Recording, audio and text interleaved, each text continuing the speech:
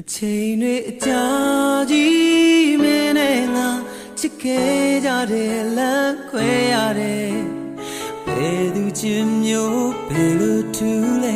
နောက်တစ်ယောက်သိရှာချစ်သွားငါခံစားခဲ့ရတဲ့နေ့တွေဟာ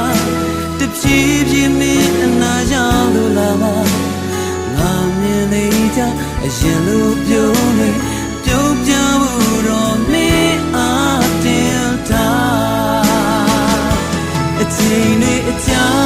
ကြီးမင်းနဲ့ငါချစ်ခဲ့ကြတဲ့လမ်းခွဲရလဲ